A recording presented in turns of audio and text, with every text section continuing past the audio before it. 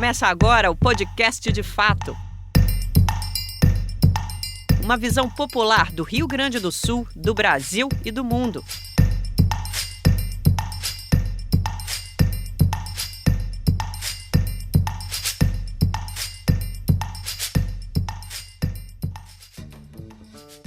Olá, está entrando no ar o podcast De Fato, uma produção do Brasil de Fato RS em parceria com o Sindicato dos Bancários de Porto Alegre e região, gravado no Estúdio Hall, no centro da capital gaúcha. Toda semana vamos tratar dos principais fatos da política regional, nacional e internacional. Eu sou Kátia Marco e comigo no leme do programa, Ayrton Centeno. Salve, Kátia! Salve, Ayrton! E hoje, também compondo a nossa bancada, o diretor dos sindicatos bancários, Everton Jimenez, com quem vamos conversar sobre a nossa parceria e os temas que interessam os trabalhadores. Bem-vindo, Jimenez. Muito obrigado, Kátia. Queria dar um bom dia aqui para o Ayrton, para o Moisés e para toda a audiência do Brasil de Fato. É muito importante esse espaço aqui para o sindicato, para os trabalhadores, para a gente também falar um pouco das nossas lutas. Nós que agradecemos a tua participação. E o nosso convidado de hoje é conhecido de todos vocês. Ele está presente no dia a dia da política brasileira através de suas análises diárias no seu blog e também de suas colunas reproduzidas nacionalmente em vários sites. Quem vai nos ajudar a destrinchar as loucuras deste tumultuado Brasil de 2023 é o jornalista Moisés Mendes. Bem-vindo, Moisés. Que bom, estou honrado com esse convite de participar dessa empreitada que se inaugura agora, né, do Brasil de Fato. Admiro o trabalho de vocês, do Centeno, que já conheço há muito tempo, e do Jimenez, que estou conhecendo agora. Então, vamos lá, vamos tentar destrinchar o que está acontecendo aí, se é que é possível, né? Se é que é possível. Nossa, cada dia é uma coisa nova e que está nos deixando maluco, né? Jornalista trabalhar desse jeito, Moisés, tá insalubre, né? Se não der para explicar, nós vamos complicar mais. Vamos complicar mais, é isso aí. Árdua. Gente, antes de dar a largada nesse papo que vocês já viram que vai ser intenso, convidamos a todos a apoiar o Brasil de Fato. Entra lá no nosso site, tem um banner bem em cima, tu vai entrar no site, já vai ver lá o nosso banner com o Apoie-se. Contribua com qualquer valor e ajude a fazermos um jornalismo de qualidade.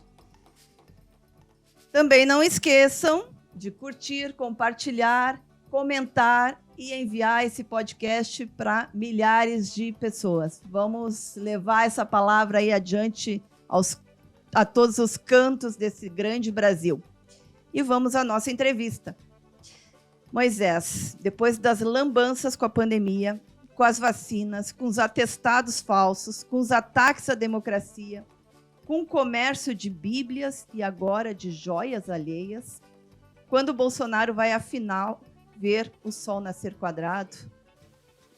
É a grande expectativa nacional, né?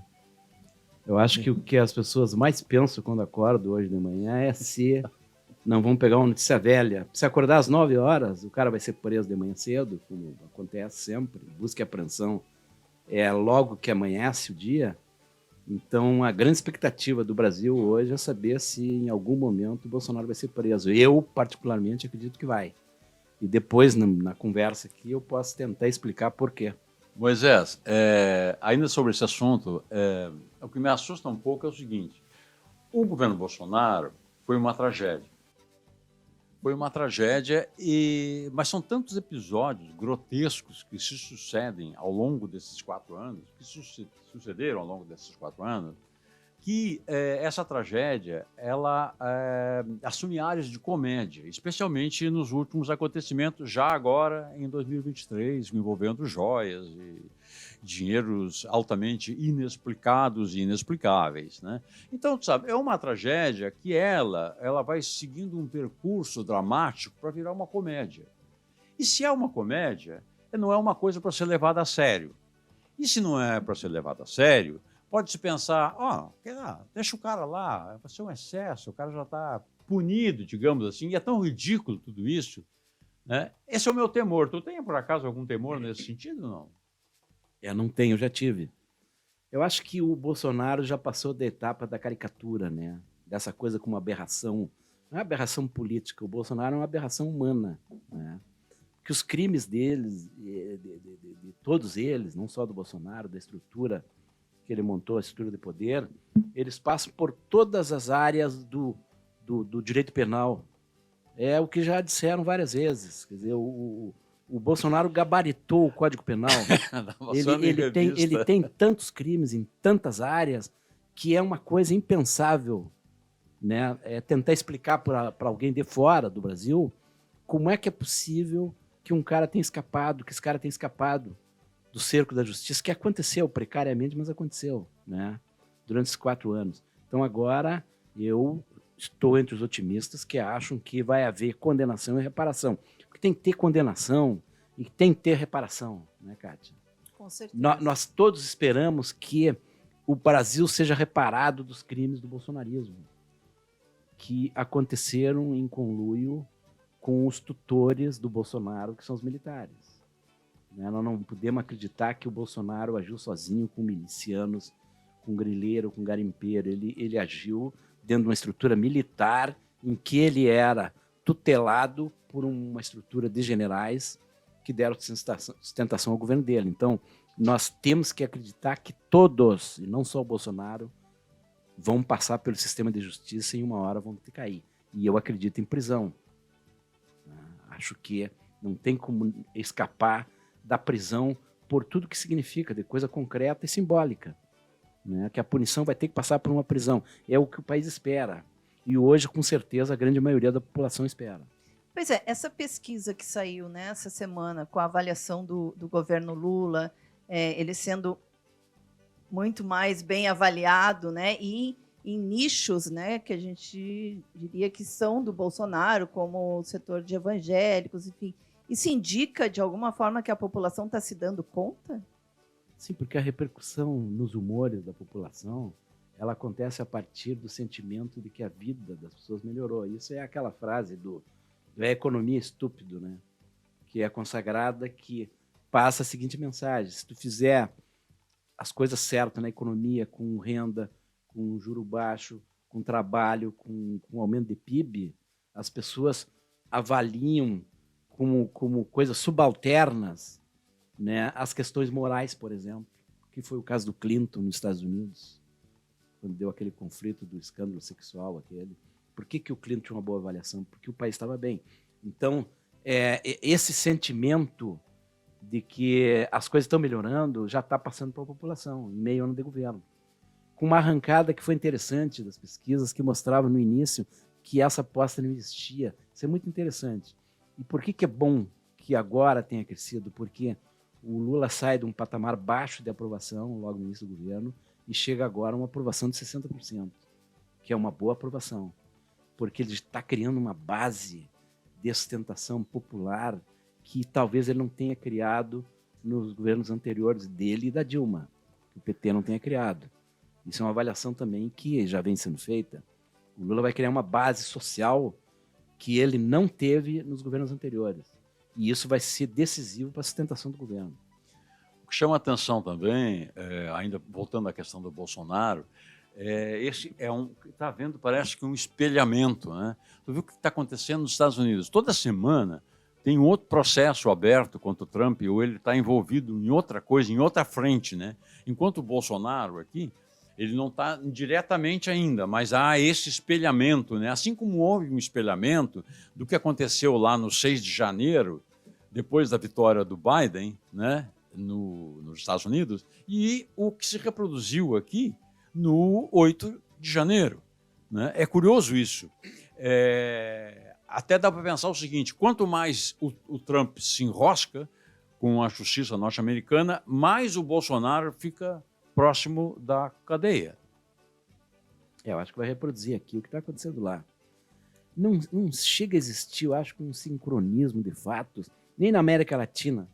Né? Dá para perceber que tu tem avanços em alguns países, por exemplo, a Argentina agora com ameaça de retrocesso, depois de ter eleito um governo de centro-esquerda, né, que poderia ter fortalecido o peronismo, o kirchnerismo, e que foi um desastre para o país, porque não tinha como consertar o que o macrismo fez com a Argentina. Então, tu tem assim, expectativas que não chegam a caminhar todas na mesma direção na América Latina. Os problemas no Equador, na Colômbia, tu tem no Uruguai um governo que esse Lacalle Pou, que era um cara de centro e que foi para a direita e afrontou o Lula aqui, né? Tu tem o Paraguai como incógnita hoje. No Chile, que ele não está conseguindo aprovar nada, né, das propostas, agora a reforma tributária foi barrada. E que tinha um também. grande apoio popular, não tem mais. Né? Exatamente. No Chile tem uma quebra de expectativas em relação ao que o Gabriel Boric representa, o que ele é, né? Aí vem aquela história que também já tem várias abordagens nesse sentido, de que ele não era o melhor para ser o cara, ele era o mais carismático, o cara que tinha mais empatia, mas dizem que teria gente melhor do que ele para representar essa esquerda que foi para a rua em 2019, sim, com a juventude, né? Que provocou a convocação da Constituinte, que elaborou uma Constituição que foi abandonada, foi rejeitada depois, que é uma frustração tremenda, né? E que agora tem uma expectativa de poder de centro com a política manejada muito pelo pessoal de extrema-direita no Chile.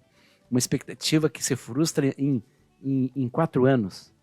Porque os movimentos foram de 2019, os grandes movimentos, né, de rua. Moisés, eu falei há pouco em espelhamento. Por falar em espelhamento, olha o que está acontecendo justamente na Argentina, né, que é um espelhamento do que aconteceu aqui em 2018.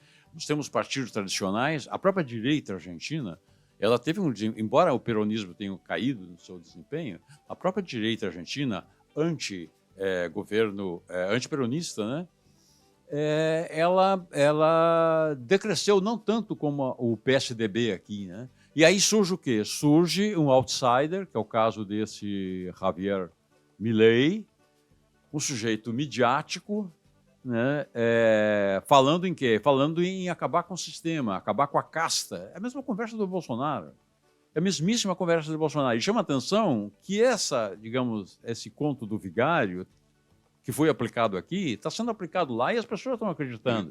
E as pessoas estão temendo o pior, né? Sabe-se lá o que vai acontecer com a Argentina em outubro, que são as eleições, né? E esse Javier Milei, para a gente ter uma ideia, né, é o cara que leva o neoliberalismo ao extremo de sugerir o comércio de órgãos humanos, né? Que é um negócio que nem o Bolsonaro sugeriu aqui, talvez por desconhecimento, né? E O comércio dele é outro, né, do Bolsonaro. O comércio do Bolsonaro está, digamos, na área de pedrarias. É outra atividade. É outro segmento. Não deixa de ser comercial, mas é outra atividade. E esse candidato da Argentina que se diz anarquista, né? Na verdade. Se diz anarcocapitalista. Anarcocapitalista e que vai acabar com essa falácia de justiça social, né?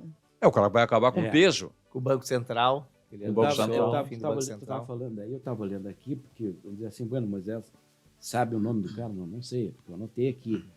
Sabe como era o nome do cara de extrema-direita na Argentina até 2 anos atrás, antes desse Milei? Porque esse Milei surgiu na eleição, ele se elegeu deputado, ele era um comentarista de televisão, né? Era um cara que não tinha expressão nenhuma política, era um comentarista de televisão, um economista que assessorou vários empresários que desfrutaram da privatização na Argentina. Enquanto ele atuava como comentarista, o cara de extrema-direita, que seria o Bolsonaro argentino, se chama Alfredo Olmedo. Vocês nunca ouviram falar? Ninguém ouviu falar? Não. Esse cara ele não conseguiu se habilitar nas prévias, lá, naquele passo deles lá, na última eleição, porque tem que ter 1,5%, né? Para não atingiu cláusula lá, ele não atingiu 1,5% dos votos. Então, esse cara, aí eu fui pesquisar, ele é deputado até hoje, esse cara, o Olmedo esse, sem expressão. É um grileiro, é um cara escravista, está envolvido, é um gangster de Salta. Um partido dele, eu não sei o que, Liberdade de Salta, uma coisa assim. É um lumpen. Para usar a palavra que está na moda, ele essa semana. Ele é o que o Bolsonaro era como quando era deputado aqui. Aí acharam que esse o medo ia se transformar no Bolsonaro deles e não deu. Aí apareceu, disseram, a Argentina não vai ter um Bolsonaro. Aí apareceu esse Milei. E aí tem toda uma discussão agora sobre as semelhanças desse cara com o Bolsonaro. E estão encontrando mais diferenças do que semelhanças. Isso é interessante. Essa coisa do anarcocapitalista, por exemplo, ultraliberal, que é uma coisa que o Brasil teve aqui como pregação nos anos 90, o neoliberalismo estava no auge. Eu cobri muitos eventos, vocês cobriram, aqui o Fora da Liberdade, aqui do IEE, aqui traziam americanos, traziam pensadores do neoliberalismo que defendiam a venda de órgãos. Eu entrevistei um cara que defendia liberação total de tudo que é droga, do cara fazer o que quiser da vida. Se quisesse andar sem cinto de segurança, ele andava. Aí tu ia discutir, não, mas não é assim, porque tem que ter normas de comportamento, de postura coletiva e tal. Ele dizia, não é preciso.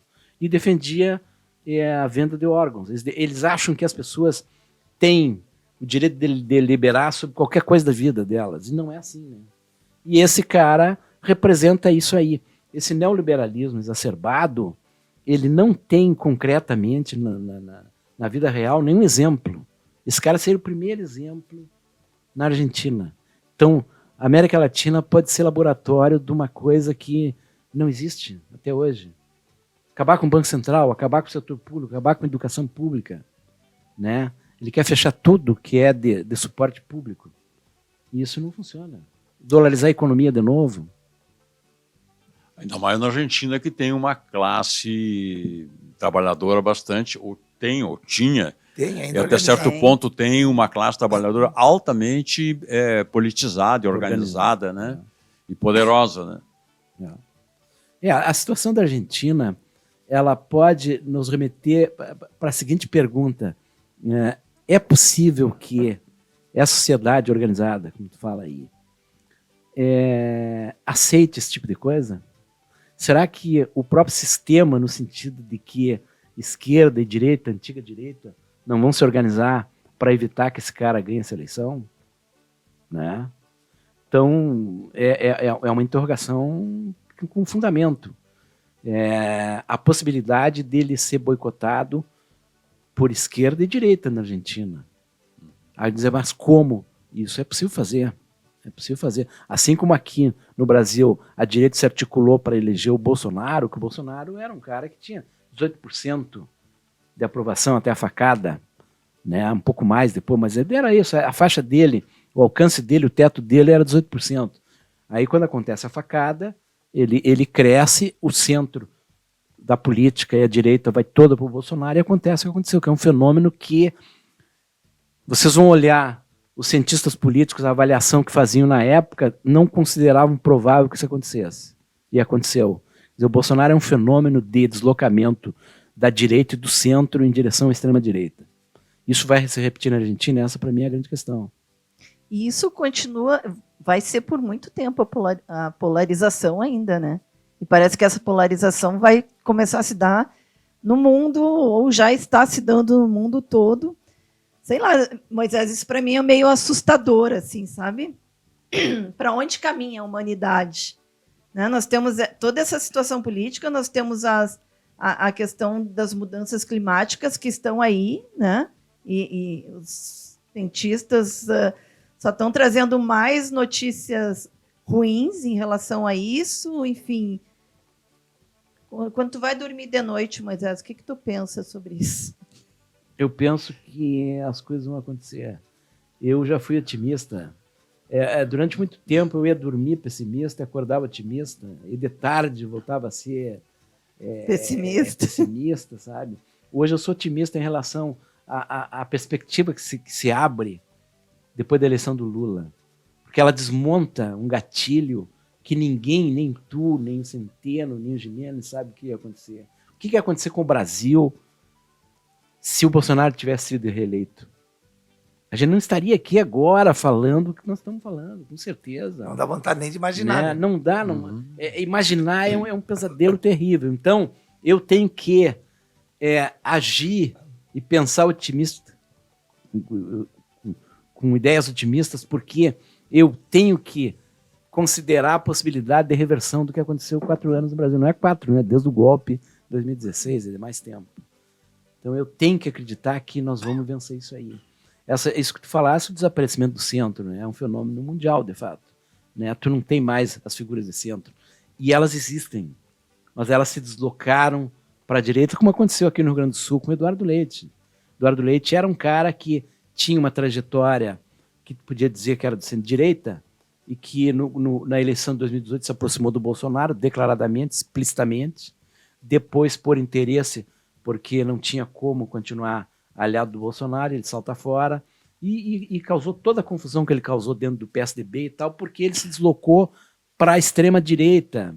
Então, um cara que se vende como liberal de costumes, né? E que é um reacionário. O Eduardo Leite é um reacionário. Não tem uma classificação forçada. Não é forçada. Toda a atitude dele, a questão de como ele vê a economia, a estrutura do Estado, de como que ele lida com as relações deles com os servidores. Né? Ele é um cara complicado, porque ele tem um histórico de social-democracia que acaba indo em direção ao bolsonarismo. Mas ele é um bolsonarista? Não, mas ele tem atitudes bolsonaristas. E essa, para mim, é a grande questão hoje do Rio Grande do Sul. O que vai acontecer no Rio Grande do Sul? Que tem um governador que foi reeleito com o voto das esquerdas, né? Ele só está aí porque ele foi reeleito com o voto do PT e das esquerdas, de todos os partidos de esquerdas, né? Que é um fenômeno a ser estudado melhor ainda. Né? Como é que esse voto útil aconteceu? E aí eu acho, só lanço como provocação, eu acho que não vai se repetir mais. Acho que a frustração... Só uma pergunta, mas não seria o mesmo caso da Argentina? Porque aqui as esquerdas tiveram que votar no Leite para evitar o mal maior, que era o bolsonarismo do Onyx, a extrema-direita, o fascismo. Lá tu disse que pode ser que na eleição, já que nas prévias surgiu esse fenômeno de extrema-direita, anarcocapitalista, que a direita e a esquerda possam se unir para não deixar ele entrar, que seria o caso do Leite. Não porque, por exemplo, que acreditam num projeto, mas para evitar o mal maior. Não pode acontecer isso? Não seria um paralelo com o Rio Grande do Sul? Na Argentina já há especulação nesse sentido. Eu digo aqui no Rio Grande do Sul, a frustração com o Eduardo Leite é tão grande que eu não sei se um voto útil com essa dimensão dessa última eleição se repete. Né? Porque as pessoas se deram conta de quem é o Eduardo Leite. O Eduardo Leite é um político de direita com conexão séria com a extrema-direita, tanto que o primeiro governo dele ele montou com gente do bolsonarismo. Todo mundo sabe, né? Então, o filho do Onyx era secretário. Pois é, outros, não precisamos citar aqui outros secretários, a estrutura política dele, o entorno dele, as ideias dele. Né? Ele é um cara que não tem nenhuma atitude assim, nessa área de afirmação, na área de humanismo, assim, ele não tem nenhuma atitude que tu possa considerar relevante. Tu não consegue, Kátia. Nem o Centeno, você não consegue citar um exemplo de iniciativa relevante do Eduardo Leite na área do humanismo, de afirmação de diferenças, né, de diversidade, de liberdades. Ele é um cara... Ele se posicionou na campanha contra aborto, né, e contra conquistas sociais, que é uma coisa que ele pratica, né? No governo ele pratica. Então, mas contra o aborto, não contra as liberdades das mulheres, né? Na verdade, ele foi isso que ele manifestou. E contra outro exemplo, ele se manifestou contra a liberação, a descriminalização da maconha, que é uma posição do Fernando Henrique Cardoso, que ele diz que é líder dele. Quem levanta a questão de tirar a maconha desse enquadramento de crime aqui no Brasil é o Fernando Henrique Cardoso. É muito interessante isso. Claro, antes vários líderes de esquerda se manifestaram, mas a grande manifestação com repercussão de mídia foi do Fernando Henrique. Sim. Tu achas que a esquerda tem chance na eleição do ano que vem aqui para a Prefeitura de Porto Alegre? A esquerda pode se unir e ter chance? Ou o que tu acha que vai acontecer? Eu vou te confessar, agora eu vou fazer que nem a comentarista da Globo, a Glória Pires, que disse: não estou habilitado a comentar.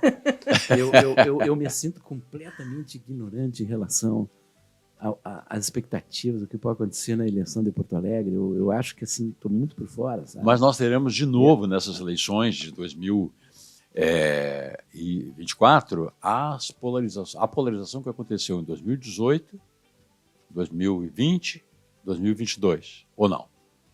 Pois é uma grande questão. Tu vê, a Manuela não participa, né? A Manuela, Aparentemente Não não. sei, mas o PCdoB está lançando o nome dela. Não está Sim, fora já do lançou. jogo. E a polarização depende dando uma opinião, depende de uma notícia que eu ouvi. O Melo está com a base de toda a direita. Do PL ao PDT, PSV, todo mundo está na base do Melo. Então, ele pode construir uma grande aliança em torno dele. Mas surge a expectativa do Onyx ser Onyx? candidato. Ah, é? Se ele for, pode rachar a direita. Isso seria bom para a esquerda. Porque se o Melo ficar sozinho, vai ser uma eleição plebiscitária. O candidato da esquerda, se a esquerda conseguir unir, eu acho que deve, eu acho que tem essa intenção, contra o Melo. Seria uma eleição plebiscitária. Se o Onyx entra na jogada, pode-se ter um outro candidato de extrema-direita forte, e daí seria bom para a esquerda, teríamos uma chance de, se fizer a unidade de esquerda, de romper isso. Claro que a unidade de esquerda com essa esquerda não vai ter, porque hoje PDT e PSB no Rio Grande do Sul são da direita, né? Estão no governo Leite, estão no governo Melo. E não estão com sinais de que vão sair. Apesar que no PDT tem um grupo mais histórico defendendo a candidatura da Juliana Brizola para a prefeitura. O que seria bom, porque tiraria eles da aliança com o Melo. Então tem coisas acontecendo que pode Mas o embaralhar. nosso grande nome aí da esquerda, né? Que é o mestre Olívio Dutra, já disse que não vai ser candidato a nada. É, mas ele veio aqui no Sindicato assistindo podcast,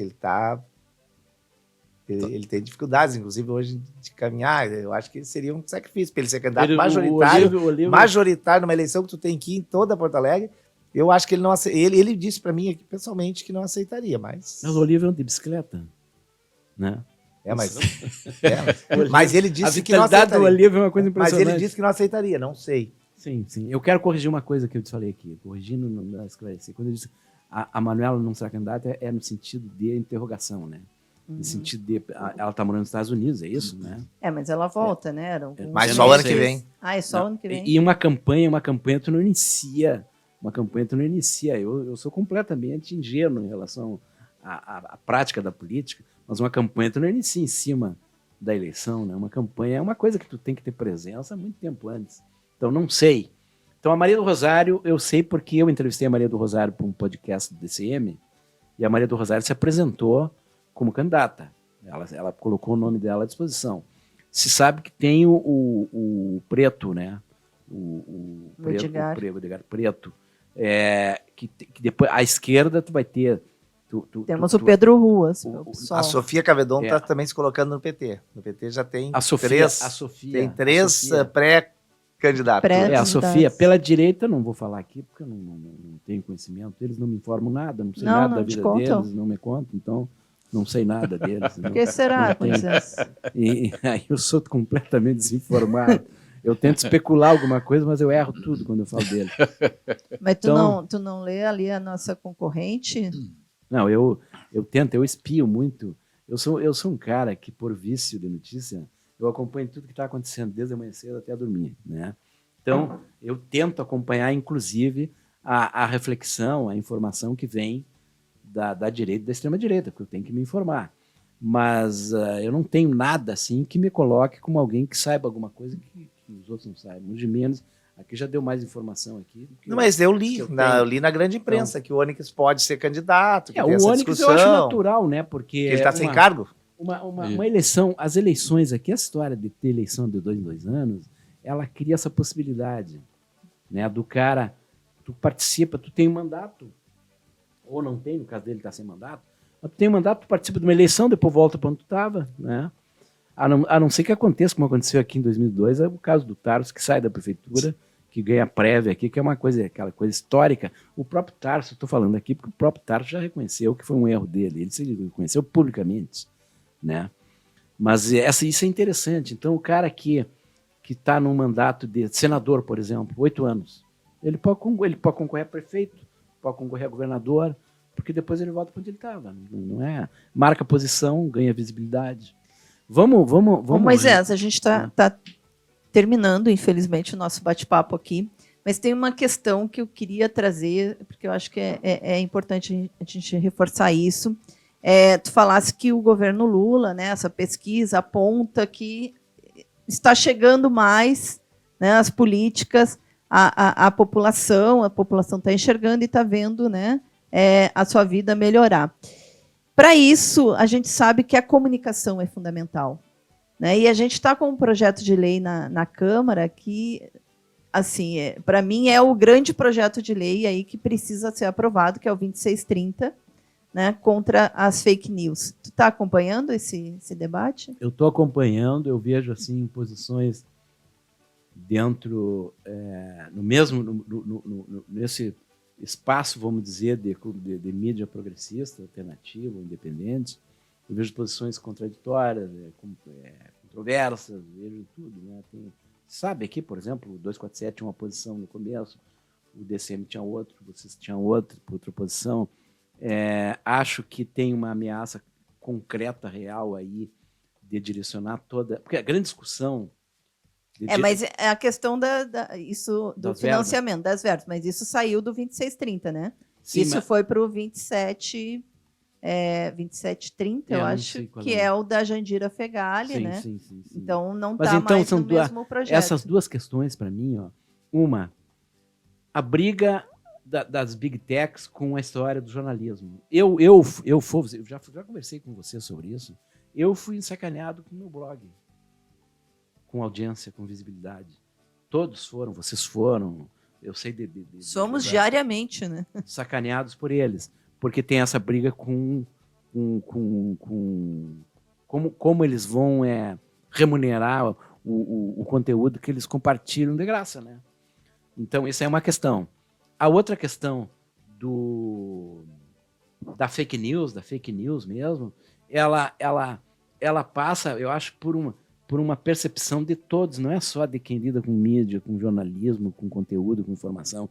E a população não está sabendo de nada disso aí. Exatamente. Ninguém sabe de nada. As pessoas foram induzidas a pensar, pela articulação da direita, que foi melhor do que a esquerda, induzidas a pensar que isso aí representava censura. Isso aí colou muito nas redes dos tio de zap, de coisa aí. Isso aí é para impedir a livre circulação de ideias, é para combater a direita, o conservadorismo, não sei o quê, o conteúdo. Aquele Alan dos Santos é citado toda hora como um grande libertário, né, do jornalismo, quando ele é um ativista de extrema-direita, né, do bolsonarismo, não tem nada que ver. Diz assim, mas vocês são engajados à esquerda e ao lulismo. A comparação, essa equivalência não existe. Não existe, não pode me comparar nem a ti, nem o Centeno, nem o Gimenez, ninguém. Qualquer pessoa que lide com alguma coisa que envolva reflexão, informação, produção de conteúdo, não pode ser comparada com o Alan dos Santos. Não pode. Aquele é um militante fascista, não é jornalista, não é nada. E o engajamento do jornalista, aí, quando é possível, ele pode acontecer, ele deve acontecer. É assim, os grandes jornais americanos, eles abrem o voto antes da eleição para dizer quem eles estão apoiando, né? Que é mais honesto, né? Mais honesto do que ficar porque nessa todos história. defendem candidatos. Sim, do que ficar nessa história. Mas não é uma tradição aqui. Quem fazia isso, e eu não sei se continua fazendo, é o Estadão. Sim, eu acho que não faz mais, né? Eu acho que deixou de fazer, ou seja, piorou. São imparciais agora. Não me lembro. Agora, na eleição do Lula, eles fizeram editoriais na linha de que era preciso uma coisa assim, mensagem cifrada, né? Eu acho que teve, no sentido de que era preciso resgatar a democracia, não sei o que, essa coisa. Mas eu queria dizer uma coisa aqui sobre, que para não ficar desamarrado, que nós começamos aqui, da possibilidade de prisão do Bolsonaro. Eu acredito na possibilidade de prisão. E eu sustento meu argumento no seguinte aspecto. A grande instituição brasileira ofendida pela extrema-direita foi o Supremo, foi o sistema de justiça, representado pelo Supremo. E a figura, né, particularmente agredida, mais agredida, é o Alexandre de Moraes. Então, eles tentaram desestabilizar o Supremo e tentaram, de todas as formas, pegar o Alexandre de Moraes. Então, eu não acredito que nesse cerco à extrema-direita o Bolsonaro vai escapar da prisão, porque ela tem essa força real, né, de punição e de reparação que nós precisamos. Eles prenderam o Lula. Não podemos esquecer isso, né? Diz assim, mas isso é ressentimento, é vingança? Não. É lidar com a mesma possibilidade, a mesma expectativa de que a grande maioria da população hoje espera ver o Bolsonaro preso. E o sistema de justiça vai ter que dar essa resposta, o Ministério Público, né, e o Judiciário a partir das deliberações do Supremo. Então, o Bolsonaro não escapa. Se escapar, nós podemos ter uma depreciação de tudo que aconteceu até agora. As últimas informações de que uma cantora gospel e um pastor, é isso, entendo? Isso, exatamente. Foram presos, né? Então, vão prendendo o Zé das Couves, a Fátima de Tubarão, as pessoas que não têm expressão na pirâmide da extrema-direita, da estrutura do fascismo, não tem expressão nenhuma, né? E os grandes nós não pegamos. Então, nós pegamos até coisa intermediária. Os grandes financiadores do golpe, por exemplo, todos estão livres, todos impunes. A lista da CPI da Covid, da pandemia, foi entregue em setembro de 2021. Setembro de 2021. Está fazendo 2 anos agora que o relatório foi entregue para o Ministério Público. Nós não temos nenhum indiciado até agora, né? Nós temos várias frentes. Tem o inquérito de abril de 2019, que é relatado pelo Alexandre de Moraes no Supremo, que é o tal super inquérito das fake news, dos golpistas, do gabinete do ódio, das mídias digitais. Esse inquérito não tem desfecho até agora. Eu fui um que manifestei um pouco de pressa em relação a isso, já não tem mais. Eu acho que o cerco se fechou e uma hora vai acontecer. Todos esses caras, os grandes financiadores, gente com muito dinheiro, não é o cara dono de meia dúzia de Kombi. Gente com muito dinheiro que não foi pego até agora. É a conclusão da narrativa. Nós vamos continuar esse papo. Vamos agora trazer um pouquinho da questão da economia. Quero te agradecer muito, Moisés, a tua participação, mas continua aí bem sentadinho. Descomplicando a economia. Hoje, o nosso comentarista, o D. Real Pereira dos Santos, está numa missão em Fortaleza, mas recebemos o diretor do Sindicato dos Bancários de Porto Alegre Região, Everton Jimenez, para conversar sobre a nossa parceria, Jimenez, e os temas de interesse da categoria para nós descomplicarmos com o D. Real. O Dão, ele tem um quadro que chama Descomplicando, que ele vai trazer os temas da economia, vai trazer os temas da questão da justiça tributária, justiça fiscal, justiça social. Então, a gente queria conversar um pouquinho contigo, né, sobre esses temas e como que a categoria dos bancários, né, se coloca em relação a essas questões. Eu só queria, já que pode a gente se meter, dar um pitaco, né, no assunto anterior. Eu tinha dito antes, né, na conversa paralela, que eu primeiro também estava com pressa da prisão do Bolsonaro e agora eu li uma avaliação que eu concordo. É melhor que não se prenda logo por isso, tudo que o Moisés disse para o cerco se fechar, porque se prendesse ele no início, uma prisão preventiva, além dele sair logo, ele sairia como vítima. Então agora, quanto mais a mídia, cada vez que a Polícia Federal descobre alguma coisa e cai na mídia, quanto mais a imagem dele de honesto, que nunca foi, é desconstituída, mais gente defende a prisão dele. Como disse o Moisés Barbosa, o Moisés Mendes, hoje nós já temos maioria para a prisão dele na sociedade, e cada vez vai aumentar mais. Então, a hora que ele for preso é muito... Eu acho que se tiver mais amarrada a prisão dele, as provas contra ele, a prisão vai ser mais legítima, assim, ele vai ter menos saída para criar, digamos, qualquer tumulto ou posar de vítima. Então, eu também acredito na prisão dele e acho que vai acontecer no momento certo. Acho que está se fechando esse cerco. Mas sobre o outro assunto. Em primeiro lugar, queria saudar a nossa parceria, né? Porque eu acho que é muito importante. O Sindicato de Bancários, você sabe, ele tem uma tradição de parceria com órgãos de imprensa alternativos, independentes, né?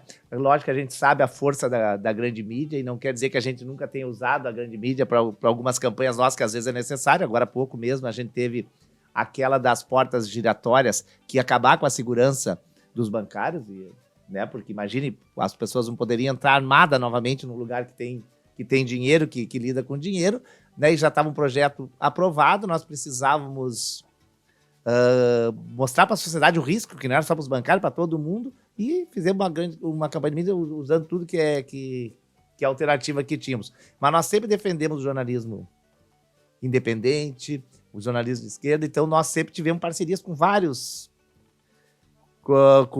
sites, blogs, né? E o Brasil, de fato, é um dos grandes parceiros nossos. Eu acho que é muito importante para a gente acabar com esse cerco da grande mídia, né? Porque, como a gente diz, muita coisa não sai, né? Por exemplo, agora o governo Lula fez esse PPA, o plano plurianual, teve mais de 1 milhão de pessoas que votaram. Saiu aonde? Só no jornalismo independente, porque na grande mídia não sai. Muita coisa. Agora, sobre o assunto que nós vamos tocar, né? A questão da taxação das grandes fortunas. A gente viveu, eu que sou sindicalista, quando teve a reforma trabalhista, o que a grande mídia falava? Que a reforma trabalhista tinha que mudar, porque a CLT era de 43, e daí só botavam, né, que era uma lei antiga, botavam só, entre aspas, especialistas que defendiam a reforma trabalhista falar no Jornal Nacional e qualquer outro jornal contra a CLT e a favor da reforma trabalhista, dizendo que ia gerar mais emprego, que nunca gerou. Exatamente. Que ia melhorar e coisa tal. A reforma da Previdência foi a mesma coisa. E agora, nesses temas que a Cátia citou, da questão tributária, da questão dos juros, é a mesma coisa, né? A grande mídia defende a tal autonomia e independência do Banco Central. Nós, bancários, fomos a primeira categoria, já em fevereiro, que fizemos e começamos os atos, todas as vezes que tem reunião do Copom, hoje todas as centrais encamparam essa luta, nós estamos fazendo ato na frente do Banco Central para denunciar, primeiro que a independência e autonomia não existe, né? A independência e autonomia do governo e da sociedade, porque eles são todos, porque o Banco Central hoje, do Campos Neto, é totalmente dependente do sistema financeiro, né? Ele faz a política do sistema financeiro, até porque um país como o nosso, com juros de 3,75, estava até agora virou 13,25, o juros real mais alto do mundo só interessa aos especuladores, aos rentistas, né? E a gente sabe disso, e isso complica o desenvolvimento, diminui a capacidade de gerar emprego, de gerar investimento, aumenta. E essa discussão, nós bancários começamos a fazer com a nossa categoria e começamos a fazer com a sociedade. Hoje tem-se um corpo, tanto é que, né, hoje a maioria da sociedade é contra os juros altos. Eu acho que é uma discussão que nós... Está entendendo melhor, começa né? a entender. Nós fizemos até uma cartilha dela, para né? discutir isso tudo, porque as pessoas têm que começar a entender que as questões da economia e da política, elas interessam aos trabalhadores, né? Nós, claro, nosso sindicato, ele tem um papel como qualquer sindicato corporativo de defender os direitos da nossa categoria, de melhorar as condições de trabalho da nossa categoria, e cumprimos isso. Só que a gente tem que entrar, enquanto trabalhadores, nos temas maiores. Agora, tu falou da questão tributária. Tu pega um bancário, que é uma categoria de classe média, todo mundo paga imposto de renda na fonte. Nós pagamos. Nós não temos como fugir, né? Até quando nós ganhamos a nossa PLR, que a gente quer que seja isento, a gente paga. Os grandes fundos de investimento, que é a discussão que a Haddad está fazendo agora, não pagam nada. E a discussão que estava agora e que o Lira quer barrar, era só acima de... quem tem fortunas acima de 15 milhões. E tem uns querendo que seja 50, e mesmo assim eles não querem taxar. Se tu olhar a questão tributária no Brasil hoje, 10% dos mais pobres, porque eles pagam imposto direto e mais o indireto quando consomem, 10% dos mais pobres tem uma incidência tributária de 23,4% na sua renda, os 10% mais pobres. Os 10% mais ricos têm 8,6%. Vou te ver como é injusto o nosso sistema tributário. Por quê? Porque tu não paga hoje para aplicar, fora os fundos, na bolsa e coisa. Então a especulação, ela é com juros altos e com a isenção que eles têm, é muito mais fácil para um cara um milionário, em vez de investir, de montar uma empresa, né, gerar emprego e ajudar no desenvolvimento do país, é muito mais fácil ficar especulando, sem pagar imposto, fica enriquecendo com juros altíssimos desses, sem risco nenhum, né? E agora chega na hora da discussão, tu não consegue fazer isso. O próprio Congresso está travando. O que eu acho que a gente teria que fazer? Acho que a gente teria que fazer uma campanha, inclusive o governo, porque para o Congresso aprovar tem que ter apelo popular. É que nem a história do Bolsonaro, tem que as pessoas querem que ele seja preso. Então nós teríamos que começar a discutir isso mais profundamente, talvez até o próprio governo discutir, o Haddad falar mais da proposta dele e propor coisas alternativas, tipo um plebiscito, um referendo. Quero ver se tiver um referendo sobre a taxação das grandes fortunas, das grandes heranças, que todos os países do mundo fazem, né? As heranças são muito mais taxadas nos outros países, a nossa líquida é muito melhor. Do imposto de renda progressivo, por exemplo, quem ganha mais de 15, 20 mil reais pagar um imposto maior, né? Porque antigamente, lembra, tinha o 37,5, depois acabaram tudo para 25, daí que penaliza o cara que ganha 5 paga o mesmo que o cara que ganha 30, 50, 70, sei, os jogadores que ganham 500 mil, 1 milhão por mês, tem jogador ganhando mais de 1,5 milhão, 2 milhões, segundo o título, o Soares ganha 2 milhões e pouco. O maior salário do Brasil, Grêmio. para te ilustrar, o maior salário do Brasil de jogador é o do Dudu do Palmeiras, que ganha 2 milhões por mês. Não disse que o Soares também ganha isso no Grêmio, é o que dizem. Não sei. Então, mas... Grêmio? É o Gente, não levantamento era pra que- gente falar sobre o Grêmio hoje, né? Então, assim, ó, o que eu quero dizer assim, ó, então é injusto que daí uma pessoa que ganha 5 mil, por isso que tem que ter isenção até 5 mil, pague o mesmo alíquota que um cara que ganha. Então, assim, nós temos que ter um imposto progressivo, né? E nós temos que fazer com que a população discuta isso. Porque se depender do Congresso, o Congresso, apesar do Lula ter evitado a tragédia, nós termos ganho com o Lula a eleição, o Congresso que se elegeu é mais de direita, Mas mais de essa extrema-direita ideia do que o referendo, anterior. ô Gimenez, essa ideia do referendo é uma ideia interessante que vai tirar do Congresso esse negócio, Exato. essa discussão, e vai chamar A população a a discutir. população, especialmente a classe média, que teme sempre ela ser punida por essas decisões tecnocráticas ou o que seja, obviamente, dizer assim, olha, quem tem patrimônio, quem ganha mais de 15 milhões por mês e tal, vai ser taxado. Em compensação, quem ganha menos vai ser aliviado. Obviamente, Sim, mas o que é a história do plebiscito? vai ser muito interessante. É que nem aqui. Por que o Leite tirou da Constituição a questão do plebiscito? Porque o plebiscito pressupõe que tu tem espaço igual de divulgação. Teria os contra a privatização da Corsan, do Banrisul, da CE, e os a favor com espaço público para discutir. Nós íamos ganhar o debate, porque está aí o caos da CE Equatorial. Esse é mais um exemplo da postura do Eduardo Leite, essa Sim, retirada claro, do do plebiscito. para que as pessoas decidam, né, sobre o destino do patrimônio público. Né? E sim, e daí a mesma coisa aconteceria nisso, porque se nós tivéssemos um plebiscito, um referendo, saía da mão do Lira, porque daí a população ia discutir isso. Tá, mas é justo que o cara que tem um patrimônio de bilhões, como tem, não seja taxado nos superfundos esses, e eu que ganho 5 mil seja taxado? Nós ganharíamos esse debate. Por isso que eu acho que o governo, para fugir desse cerco, tem que aproveitar o momento melhor agora e começar a discutir esses temas de fundo, porque não adianta arcabouço fiscal é uma lei de responsabilidade fiscal quase igual, não vai mudar muito se tu não fizer a justiça tributária mesmo, taxando de fato quem ganha De mais menos. e aliviando quem ganha menos. Então, essa coisa, só que não faz isso nesse Congresso. O Congresso é mais elegeu Damares, elegeu Mourão aqui enquanto ali. O Fernando Henrique, o Fernando Nós Henrique temos que Cardoso, mudar com a população.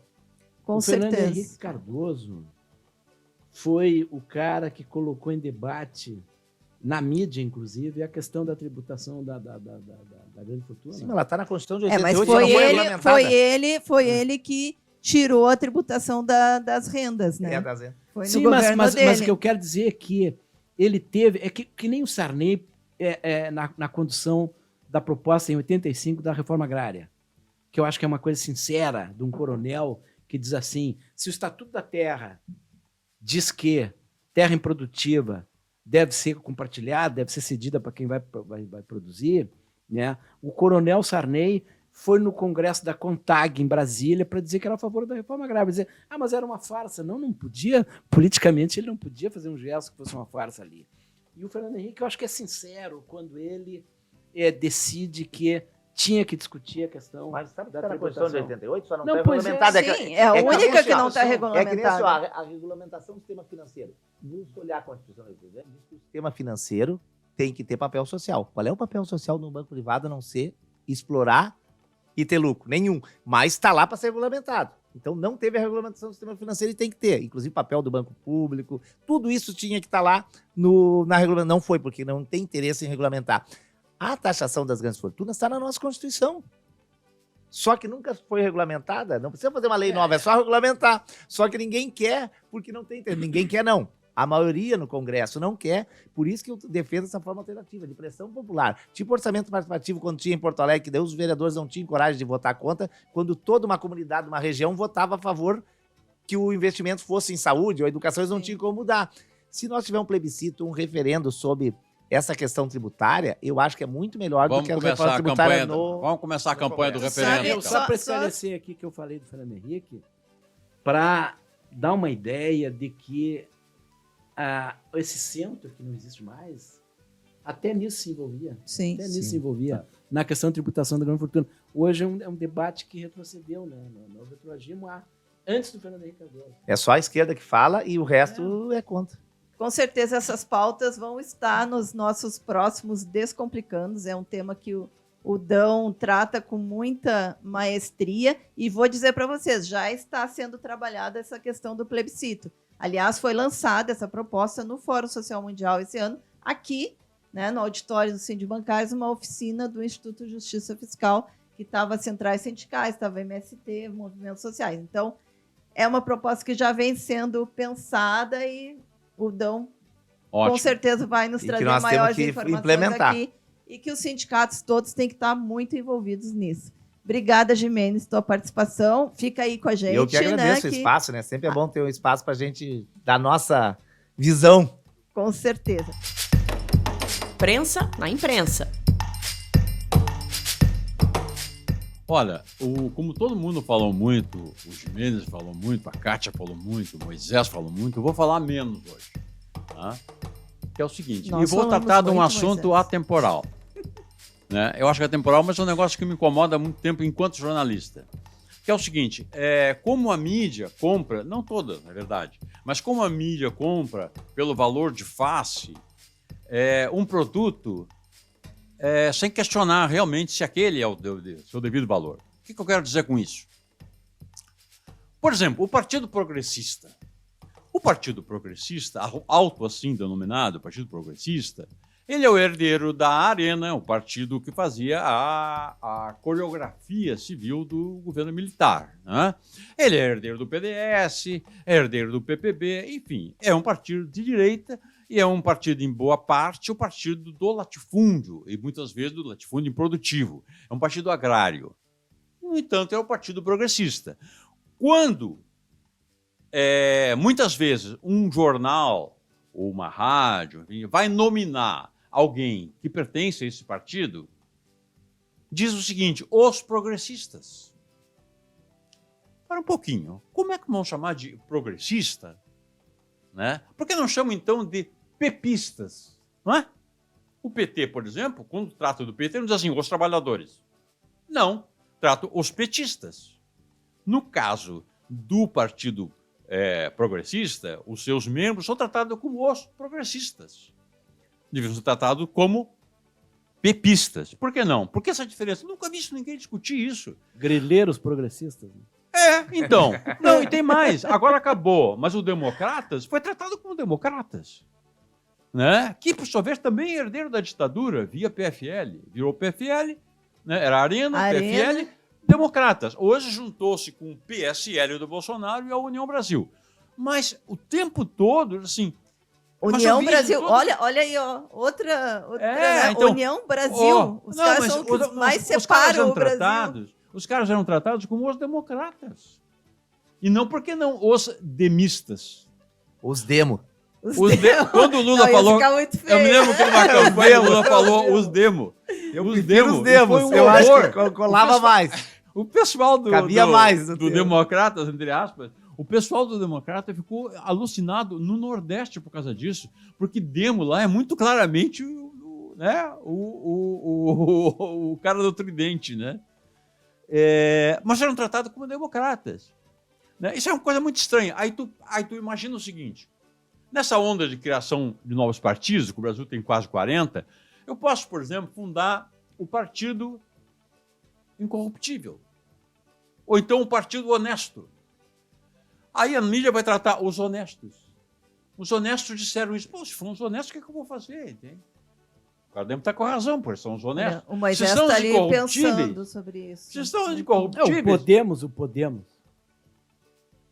Mas Podemos é um negócio meio vago, meio não, assim... mas o Podemos, a origem é da esquerda. Não Lá é aqui no da Brasil. Espanha, Sim, eles quiseram pegar aquela onda do Podemos Aí da aqui no Espanha. Brasil virou um partido Moisés, que seria de centro, que na verdade já desapareceu, parece, né? Não tem mais expressão, né? Pois é, Porque o aí centro é outra perversão, tem É. outra origem, né? Quer dizer, um partido que é progressista na Espanha, aqui no Brasil virou um nome de um partido de direita. É de direita, né? Era o partido do Moro. Né? Então é Do isso que eu Álvaro quero... Dias, de tudo de direita do Paraná, principalmente. Partido de direita. Então me chama muita atenção isso, a falta de descortínio ou de coragem para mudar esse negócio. E isso está iludindo, o que é principal. A imprensa tem o dever de esclarecer o seu leitor. Não são os democratas, nem são os progressistas. Tem que dizer que os caras são outra coisa, mas não aquilo. Muito bem, vamos sugerir isso, né? Para os articulistas políticos. Produção, por favor, manda isso. Eu já participei de encontros assim, de debate de política, que as pessoas se referiam aos progressistas, as pessoas progressistas, autenticamente progressistas, falando em nós do progressismo, para não falar progressista por causa desse partido aí. Interessante isso, né? E nunca teve nada de Então, progressista. Em vez de dizer nós progressistas, os progressistas, não, nós do progressismo. Interessante. Vamos para a figuraça. Figuraça da semana. Figuraça da semana. E eu acho que essa semana vai ser unanimidade. Nós, né? nos bastidores aqui, eu e a Kátia já nos aconchavamos. Eu ia sugerir como figuraça da semana, negativa figuraça, o tal de Javier Milei. Né? Mas eu mudei de voto. Então, o meu voto da figuraça da semana, pelo seu papel na CPI do MST, é João Pedro Stedley. O meu figuraça também, com certeza, é João Pedro Stedley, que me fez ficar, né, mais de 7 horas ouvindo aquela CPI, ouvindo aqueles absurdos daqueles deputados lumpen que tem na Câmara dos Deputados, né, que a gente não sabe de onde que vem, do que se alimentam, e que deu uma verdadeira aula magna, né, para o Brasil e para quem teve a condição de estar ali também grudada na CPI do MST. Moisés. Então. Eu não vou, a primeira participação aqui com vocês, não vou discordar de vocês, então vou só concordar, porque vocês dois votaram antes e eu quero fazer média com vocês. Eu também voto no Stedley, acho que foi um show que ele deu na CPI. Né? O Stedley foi só para enterrar uma CPI que já estava morta. E eles levaram, né, para dentro da CPI que eles criaram o cara que foi desmoralizar a CPI, né? Desqualificou completamente aqueles deputados, aquele agrupamento de ignorância que o Brasil nunca teve.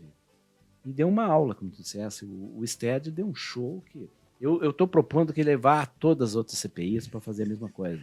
Seria maravilhoso. Que ele transforma, em vez de depoimento em interrogatório, transformar numa conferência sobre compromisso com demandas coletivas, com interesse social, com movimento social, com humanismo, né? Com tudo que representa progressismo, para repetir o que o Centeno estava falando. Né? De verdade. De verdade, de verdade. Foi um show, foi maravilhoso. Eu também eu assisti até o fim.